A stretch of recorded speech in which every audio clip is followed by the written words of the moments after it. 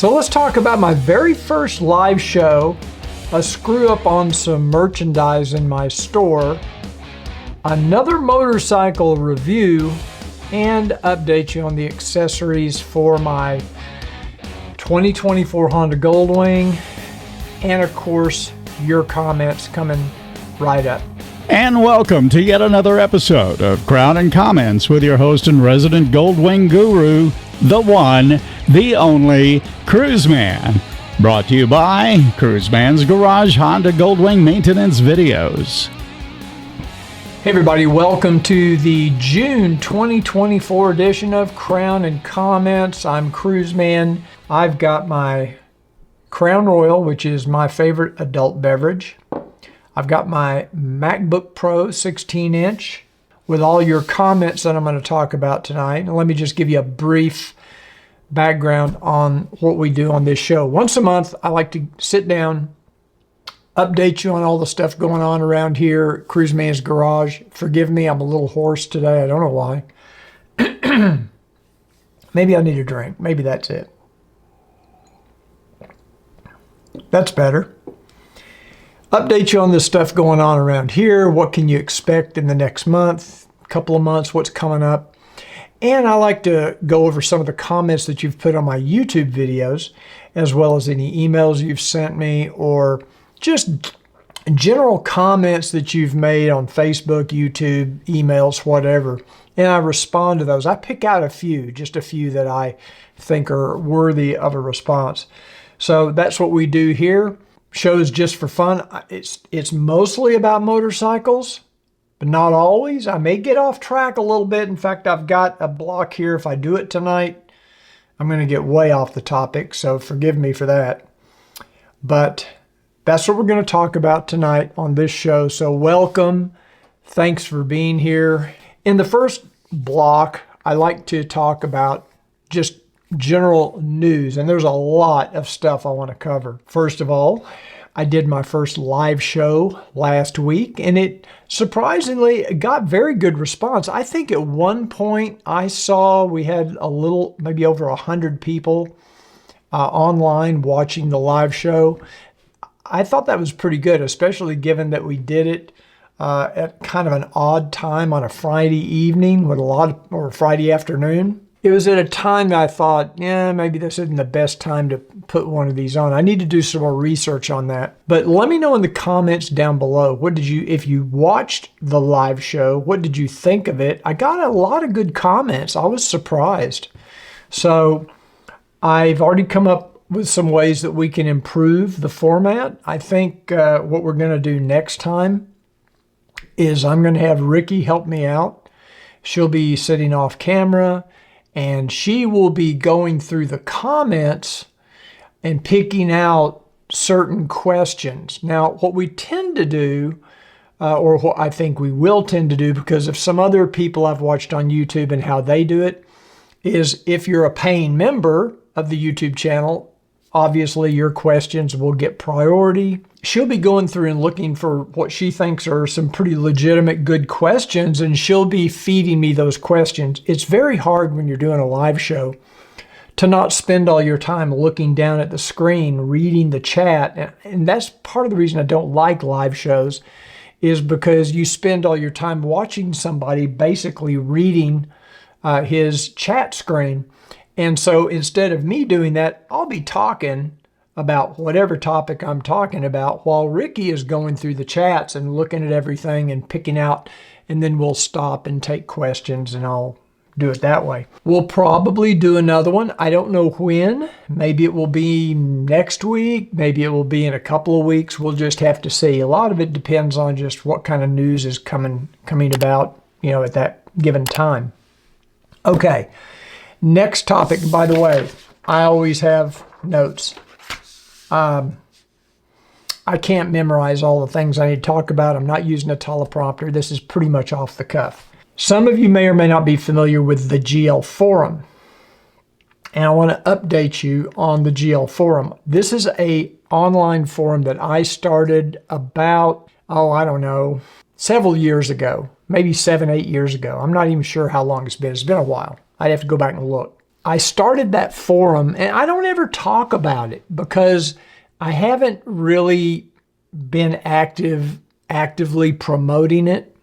The forum has done well. It's got several thousand members now, and it started out of the genesis of the forum was the fact that I got banned from what's probably the largest Goldwing forum on the internet. A big story surrounding that. One that I wasn't very happy with at the time. And a lot of people were getting banned for a variety of really stupid reasons. Basically, I'm just going to give you the short version. There are people over on that forum that still talk about me behind my back. I can't defend myself because I'm banned from the forum. I can't go over there. They don't allow me to post on the forum. I was a paying sponsor on that forum. And just 2 or 3 months after I had paid to be a sponsor, I was banned for promoting my videos, which is what I was paying for. That's the whole reason I was a paying sponsor, was so I could talk about my videos in my forum posts. I don't want to go to war with anybody over something like this, but basically when I left that forum, I went and started the GLForum, and several hundred people who had been banned from that forum for a variety of reasons, some probably legitimate reasons, I don't know. They came to my forum. And, my belief was free speech. If somebody says something on the forum that offends you, then you've got the problem. Just don't go to the forum. Don't read those posts. And so it was more of a free idea. Anybody can say whatever they want, pretty much within reason, as long as they're not threatening somebody. And the GLForum did okay. I had sponsors. People were, some of my Pathfinder LED and Von Armour and some other people were paying to be sponsors, so it was helping support the cost of the forum. After COVID, all those sponsorships went away pretty much. And it's just been a money suck, honestly. And at that same time, my YouTube channel's grown. My Facebook groups have grown. We've got over, I think, 13 or 14,000 Facebook group members now on the 2 different Facebook groups I've got. I haven't been that active on the forum. It's just kind of languishing, and I made the decision to go ahead and shut it down in August. So for those of you that have been on the GLForum, I apologize if this is sad news for you, but we'll still be on Facebook. We'll still be on YouTube. I also have a forum for my customers that have my maintenance videos. We have a forum where you can post maintenance questions and comments. So the GLForum in August will be no more. Now, let me update you on the accessories on my 2024 Honda Goldwing. What's going on? Well, I finally this week got my stuff in from Southern Honda Power Sports. I was waiting on some Honda line accessories. I got the air deflectors. I got the, the little LED entry lights, the trunk interior light, and the trunk harness. I think that's it. HomeLink is still back ordered. And my goal, of course, was to only have to tear the bike completely apart one time and install everything, but that may not be the case. I may end up having to take it apart twice. I think this next week you'll see me start to install some of those accessories on my bike. I've got all my stuff in from Pathfinder LED. I've got my Muth mirrors. I've got several other things. Okay. So that's the update on that. Now, good news for those of you that are needing your fuel pumps replaced on your 2018 to 2020, I guess it could go all the way to 2023. Goldwings, they are now starting to show up at dealers. Some of you may have already had your fuel pumps repaired. I was at DFW Honda the other day, but they showed me a big stack of fuel pumps they had there in their shop. So they've got fuel pumps in stock. And I'm sure they're starting to get people Goldwings in to get those fuel pump repairs done. Rebel 1100T review came out yesterday. It's doing very well. I think we had close to 5,000 views in the first 24 hours, which is what I consider to be pretty good viewership. A lot of you, not just Goldwing owners, but just people out there in the motorcycle world. Very interested in that motorcycle. Great little bike. I've still got it sitting out here in the garage. I'm still riding it. But let me know what you think of the review format, how I'm doing these reviews. I'm hoping to get some more bikes in here in the near future to review. Somebody mentioned in one of the comments about it's a shame you couldn't get a Transalp. I'm hoping to get one. I'm trying to get one. I'm trying to get an Africa Twin. I'd like to review both those bikes. Talked to my friends at Southern Honda down in East Ridge, Tennessee. Kyle, I visited with him the other day just on texting, and he wanted to let me know that they now have 22 DCT Goldwings in stock. You know, they were out there for a while. When I picked up my bike, and I think when Mac Gold Rider 1 YouTube channel, if you haven't checked out his YouTube channel, check it out. I think when we picked up our bikes, we maybe got the last 2 DCTs tour models that they had. Well, they now have 22 DCTs in stock. He said they have 11 6-speed Goldwings, and they have 36 more DCTs coming at the end of the month. So if you're interested in doing business at Southern Honda Power Sports, they're going to have your motorcycles in stock most likely, and I'm sure they'll make you a good deal. I came out with a new design. I talked about it during the live show, this dual clutch transmission design. I ordered one of the caps to check it out. It's got this little logo on the side, and honestly, just did not come out the way I had hoped. It doesn't look anything at all like what the artwork we created. My brother and I worked on this for probably 2 hours, hand drawing every letter, trying to get it to match the font of the Honda Goldwing little badge on the engine that says dual clutch transmission. It was a pain in the ass. I think it's just so small. They only single stitched it. They couldn't, I guess they couldn't double stitch it, or they didn't double stitch it. And I'm not happy with it. So I know a couple of you ordered the cap with this design on it. And because there's embroidery on 3 panels, the caps are more expensive than just the regular shadow wing design, but I feel really bad about it. So I've already sent emails out to those of you that purchased this cap.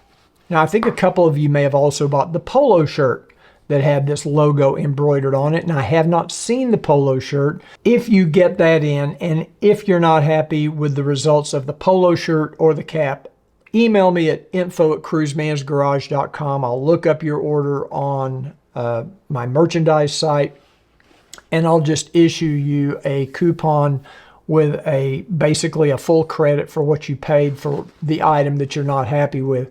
They don't really have a return away. I don't think they have a way you can just return it if you're not happy with the design. The design's my fault. I just screwed up. I have come up with a new DCT design with my brother that should be much, much better for embroidery work. I actually kind of like it better anyway. That's the news. When we come back, I'm going to update you on this stuck oil filter issue, and we're going to clear the air of a lot of misconceptions.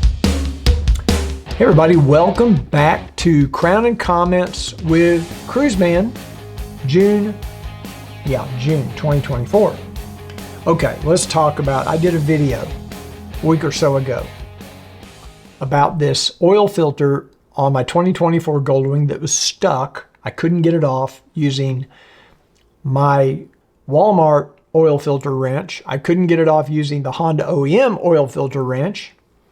And I tried a little strap tool that some of you pointed out I was doing it wrong anyway. And I got a ton of comments. In fact, most of the comment section on this video tonight are going to be regarding that video.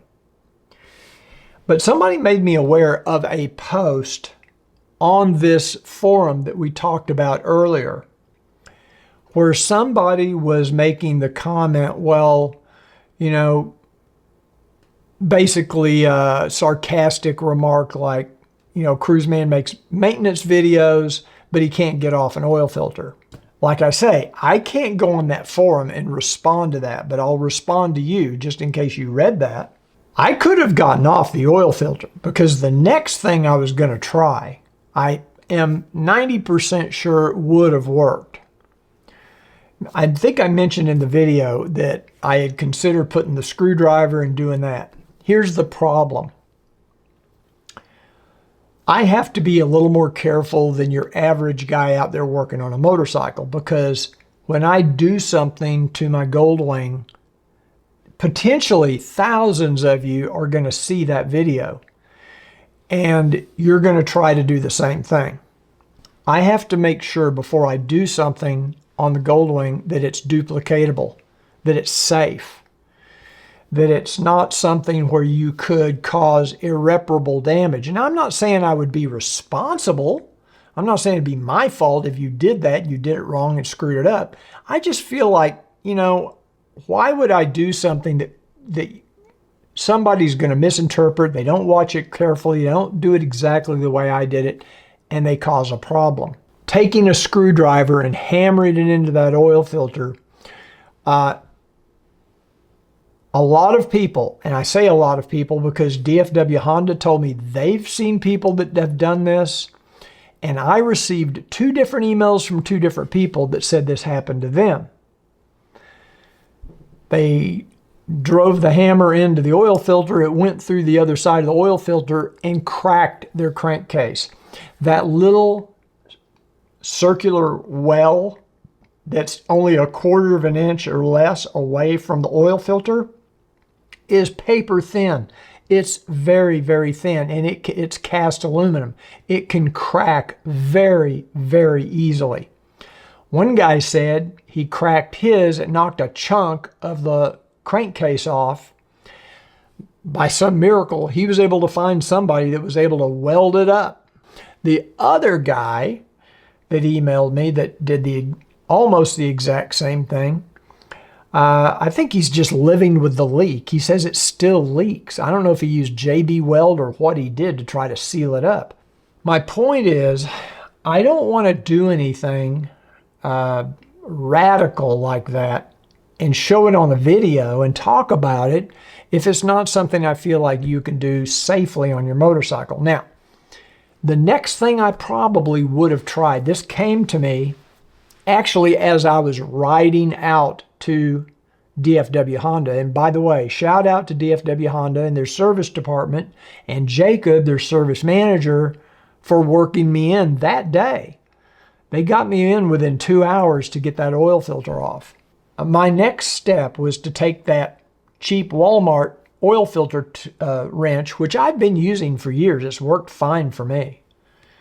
And to drill a couple of holes in the bottom of the wrench and use some like self-tapping screws and just screw up into the bottom of the oil filter. I was going to use a couple of self-tapping screws opposite of each other on the bottom of the oil filter. You have to be very careful if you go in from the side, because if the head of that self-tapping screw, let's say you drill a hole in the side of the filter wrench and you put a self-tapping screw into the filter, and then you twist the filter, that head, there's very little clearance between that oil filter and the crankcase.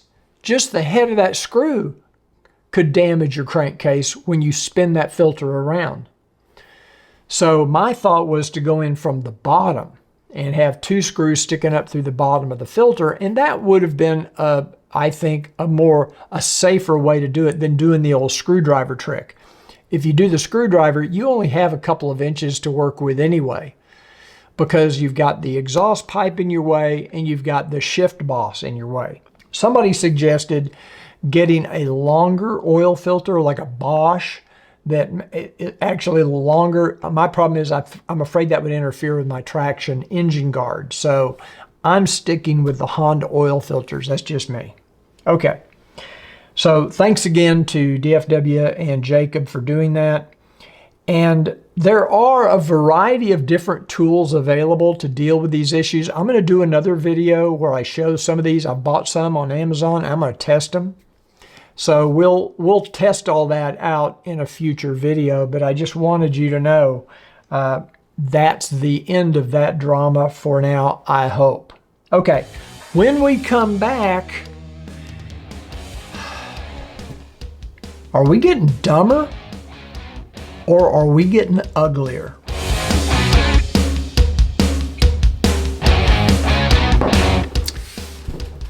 Hey everybody, welcome back to Cruiseman's Crown and Comments, June 2024. Now, I asked the question right before the break, are we getting dumber or uglier? The obvious answer is yes. Let me talk about this. Now we're getting off topic. So if you want to stay strictly motorcycle related, look in the description of this video, and I'll have links to the various sections of this video.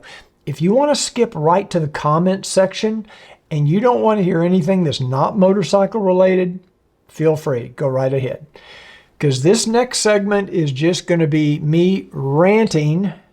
Some of you like my rants. Some of you don't. Okay? Well, this is for the ones of those who do. So, are we getting dumber as a society, as a people, as a species? And I think we are. And I'm going to tell you my evidence for that. The first and most obvious evidence, look who we vote for. Look who we've elected to run the country. For God's sakes, this is the best we can do.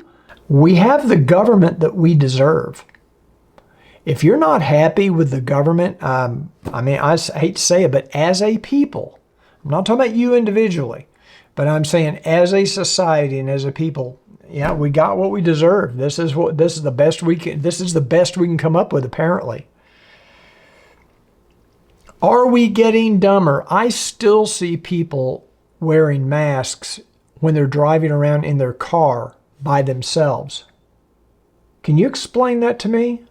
What is the logic of that? Now, you would not have seen that 10 years ago. You would have never seen somebody driving around in their car with a mask on. What the hell is going on? I remember back in 2020 when all this so-called misinformation was out there, and I can't say the word because, well, you know why I can't say the word. But I remember going to the airport in 2021, let's say, and going in the jetway to get on the plane, and every 6 feet they had a big circle on the ground. And this is where you're supposed to stand to keep everybody 6 feet apart.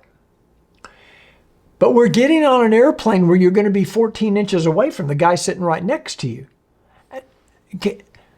Are we getting dumber as a people? Were there people who actually believed that was going to be effective? And you had to keep your mask on while you're on the plane, unless you're eating or drinking. Then you can take the mask off. Then it's okay. So,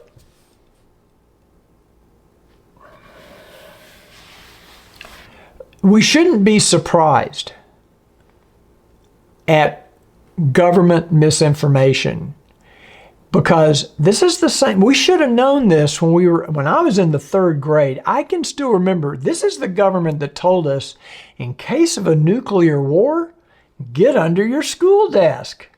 See, if those people at Hiroshima, if those kids had just gotten under their school desk, they'd be with us today. And I think the last 3 years have shown us just how effective propaganda can be.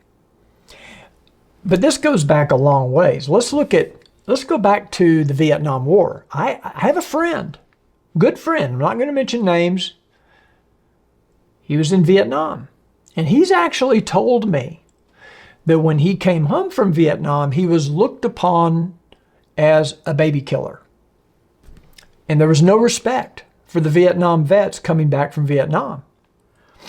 And there were people at the airports protesting and spitting on soldiers that are coming back from Vietnam back then. This is back in the 60s and 70s.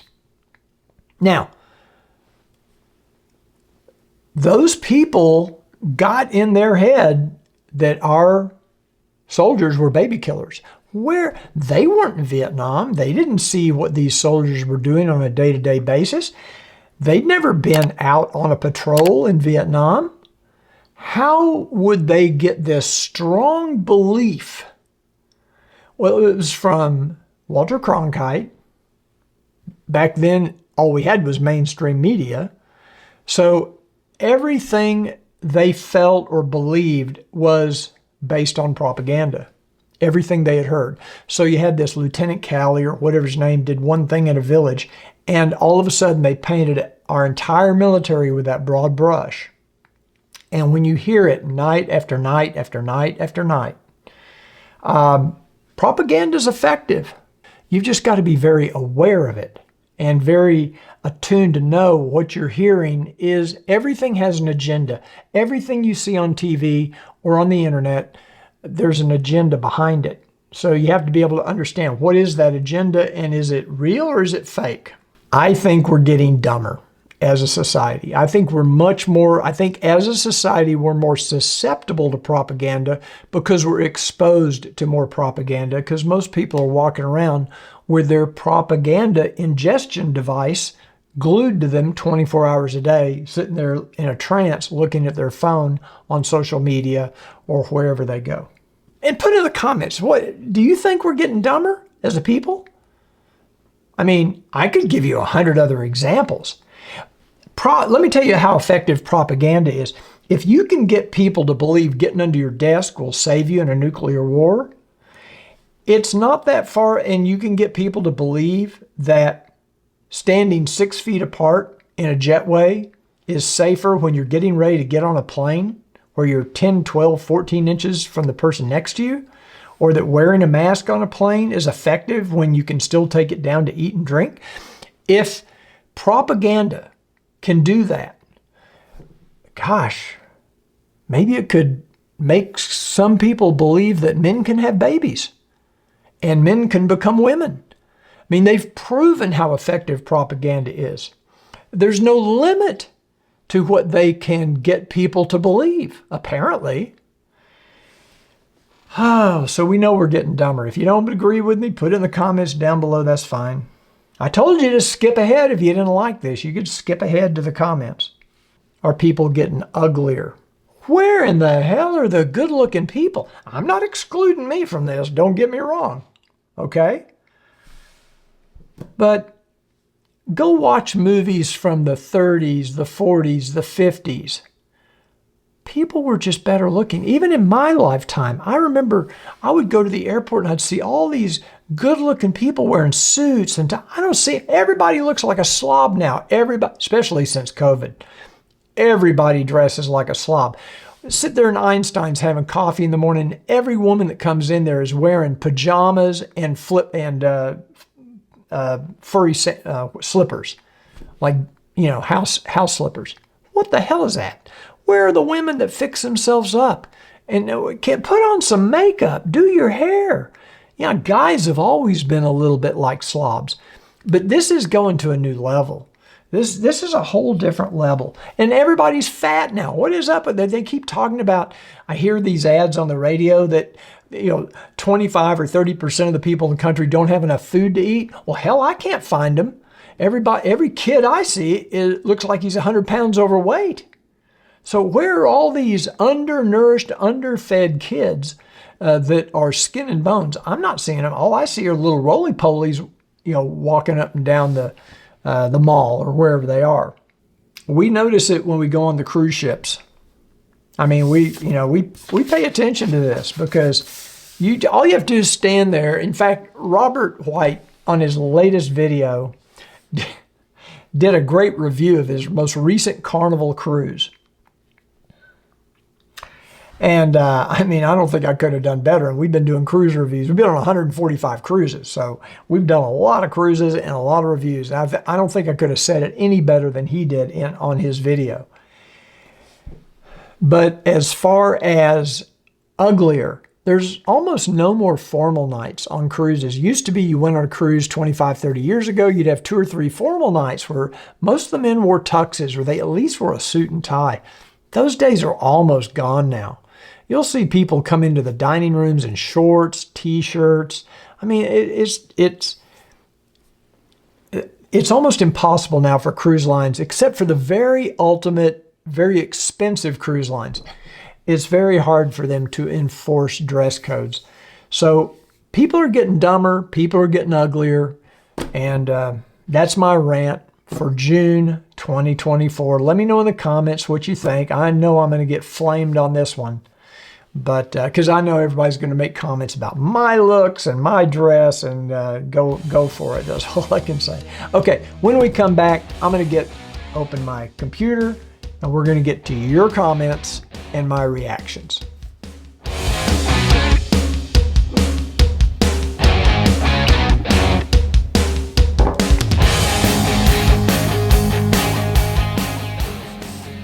Well, welcome back to Crown and Comments with Cruiseman, June 2024. Now it's time for me to read some of the comments that I picked out on my YouTube channel and give you my reaction, answer your question if it is a question. And the first one comes from David Compton. This is on my West Texas road trip video I did. And he says, why does anyone want the automatic transmission? Half the fun of riding a bike is going through the gears. I guess I must have been talking about the DCT transmission in that video. Well, David, that's why Honda gives you a choice. That's why they give you a choice of a manual transmission or a DCT. Some of us love the dual clutch transmission, and you can still shift manually just using the paddle shifters. Remember, a lot of the Formula One, I think it's Formula One cars now have dual clutch transmissions. The new Corvette has dual clutch transmission. A lot of the high performance cars now have them because they shift so much faster. And it's a really cool technology. If you haven't ridden a bike with a dual clutch transmission, please try it. You may end up liking it. You may be surprised. Okay, the next one is from KJ. And this was on the video, I think it was on my live video actually. And he says, the bagger has a walking gear forward and back and heated grips. I didn't know that. I thought the bagger models did not have the reverse gear or the heated grips. So I was wrong. Put in the comments down below, did your bagger? I'm pretty sure they don't have a heated seat though. Is that right? I know they don't have a heated seat. At least that's what I was told. Okay, so I stand corrected. I have not ridden a bagger. I have not owned a bagger. I was just going from hearsay, and that was obviously incorrect. I was going from propaganda and misinformation, and I gave misinformation. I'm sorry. This is from TCTC, and this is on my 2023 Honda Goldwing review, I think. Cruiseman, thanks for your review. Truly wonderful. I need your honest opinion. I've had a lot of messages like this, a lot of comments. Should I wait for the 2025 at this point? I'm ready to pull the trigger, but wonder whether they will address some of the shortcomings you've identified. Any thoughts or insight?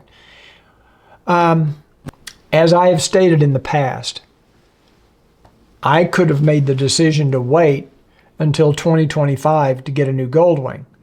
But I think a lot of it depends on your personal situation. I think a lot of it depends on your age.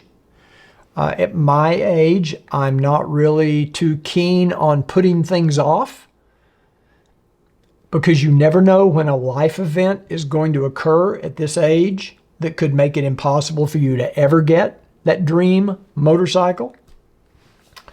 But it just depends on your situation. Now, as far as will they address some of the shortcomings, I am in the camp of saying there's very little chance that Honda's going to make any changes. I was actually shocked that they put the bigger trunk on in 2021. I thought that was a monumental thing for Honda after only 3 years of a model to make that sort of a change, design change. Very, very unusual for Honda to do that. So I'm not saying it's impossible that they wouldn't address some of these shortcomings. It is possible, but I wouldn't hold out any hope for it. If they do, great. If they don't, I don't know. Okay. I don't know. I can't advise you on this. You just have to, if you're ready to pull the trigger and you want it, do it. Ron Miller.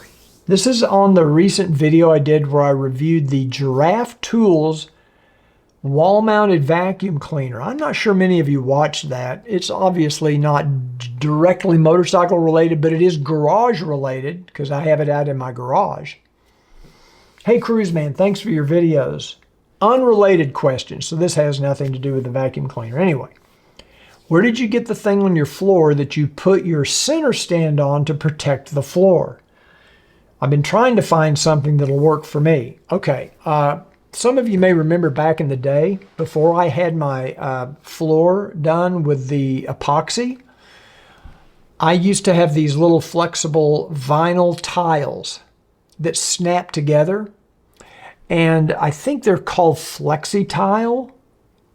You Google it, you'll probably find it. And I just had some of those left over. And I used one of those vinyl tiles under my center stand to keep the center stand from scratching the epoxy off the floor when I put it up on the center stand. I also use a kickstand coaster for the kickstand, just to protect the epoxy because it was very expensive and I don't want to have it redone. You might be able to go to Flexitiles and have them send you a sample. I didn't say that, but you know, a creative person would think, hey, maybe they'll send me a sample and you could use the sample as your center stand. Okay, next, Tomboy said, this is on my visit to Senna over in Plano, Texas.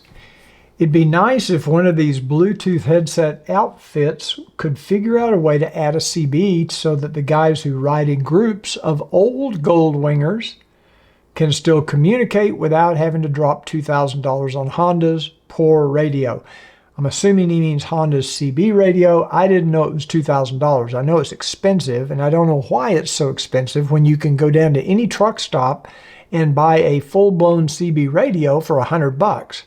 Why hadn't some third party come out with an inexpensive CB radio for a Honda Goldwing that ties into the Goldwing radio system? I don't know.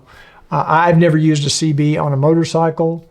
I don't think you could add a CB to the headset itself because I just don't think there's enough real estate there to put that much circuitry into, plus there's antennas you have to deal with. So for that reason, I don't know if it's possible. Certainly, if you have a CB on your motorcycle, you can use your headset to communicate with it, but integrating a CB into a Bluetooth headset, that's probably a bridge too far at this point. Okay, Guy Lupos, this is on my live show. He said, great job, Cruiseman, for a first-time live show. Looking forward to the next episode. Thank you, Guy. I got a lot of comments like that. I got a lot of positive feedback on the live show, and honestly, I was a little surprised. I'm glad it went as well as it did. I think we're going to be able to do better next time, though. Okay, the SRL2 said, so did you ever get the part number or brand? This is on my oil filter video that I did on the stuck oil filter, and I think he's referring to the part number of the oil filter wrench that they used at DFW Honda. I have been informed that they have ordered me one of those oil filter wrenches, so I should have one in here shortly to be able to show you how it works. My understanding is it's from a company called Blue Point, which I think is a subsidiary of Snap-on. And I was told they're only available, you can only get them from a Snap-on truck. I know you can't get them online because I haven't seen them. Now, I have seen the wrench, but I haven't seen it with the set screw. Okay, this is one DJB, and I got a lot of sarcastic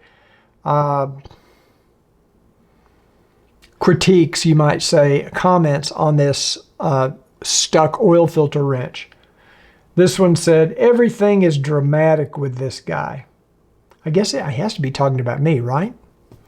Am I dramatic? No, not you. I love this one. David Bliss, same video. All the rest of these comments are going to be from my oil filter, my stuck oil filter video, because I got a ton of comments on that video. Got 20,000 views on that video too, which is a lot for me. David Bliss said, take it back, meaning the bike. I thought that was great. Somebody even also said, well, why not drive it back to Southern Honda and have them deal with it? It's 800 miles. Yeah, that's pretty good. Pretty clever. Some of you guys are pretty clever. You know how to get on Crown and Comments, I'll say that.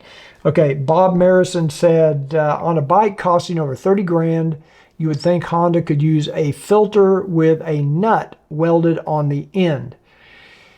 Well, Bob, I agree. That would be nice. That would make it very easy to get the oil filter off. However, that's going to drive the cost up.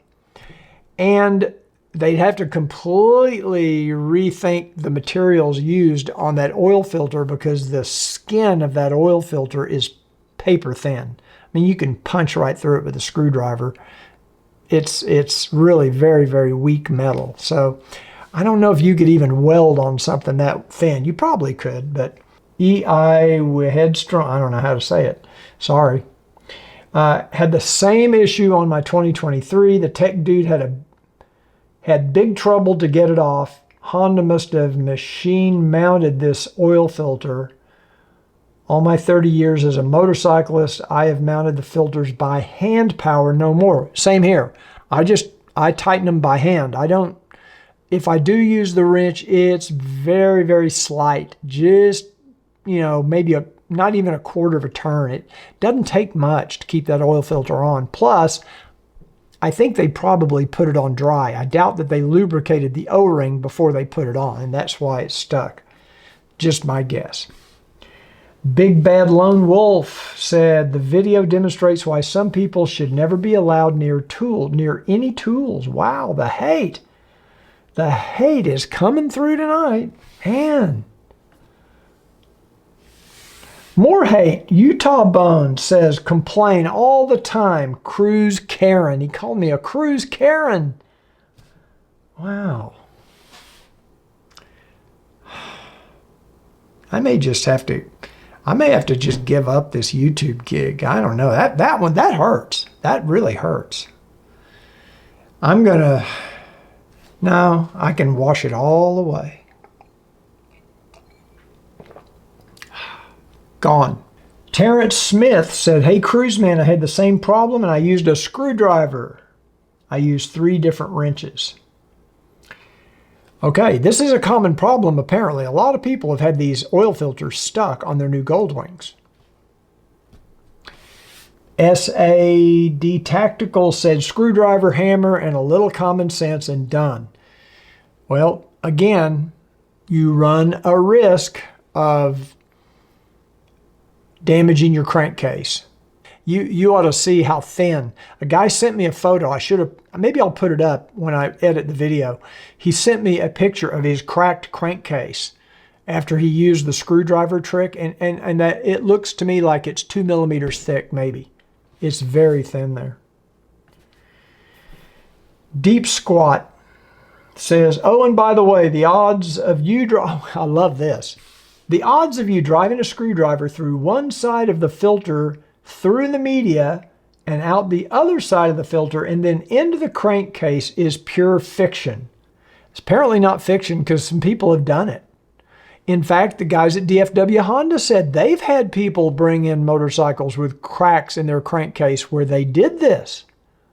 So it's not pure fiction for sure. It can happen. Alan Fitz says, channel locks work every time. I tried channel locks. I couldn't quite, to get the channel locks with the mouth wide enough to get around the bottom of the filter. The handle of the channel locks was so long, it was hitting the ground. I didn't have room to get it up in there. That's what she said. Alan Fitz again, most time a stuck filter is from no oil on the O-ring. Put them on dry and you'll have problems. I think that may be what happened. Who knows? Okay, here's somebody with my idea. I drilled a 1/8 inch hole through the wrench and oil filter and put a screw so they don't spin. He has a 2024 Goldwing bagger. Again, I would advise putting that hole and that screw in through the bottom of the filter, not through the side, because the head of that screw could hit your crankcase when it comes around. That's it for this month's Crown and Comments. I hope you enjoyed this video. Now, if you did, do me a favor. This is the most important thing. Yeah, I'd love it if you subscribe. That'd be great. But I really would love it if you give it a thumbs up, because that makes a huge difference in our YouTube rankings, and it helps them share it with more people, lets everybody know you liked the video. I hope you did like the video. Put your comments down below. Maybe you'll be on Crown and Comments next month. Who knows? All you gotta do is make fun of me, apparently, and you'll get on Crown and Comments. Shouldn't have any trouble getting those submitted. So anyway, thanks again, and I will see you next month. And until then, remember what I always say. I'm going to change it a little bit tonight. Ride often, ride sober, and ride safe. I'll see you next month.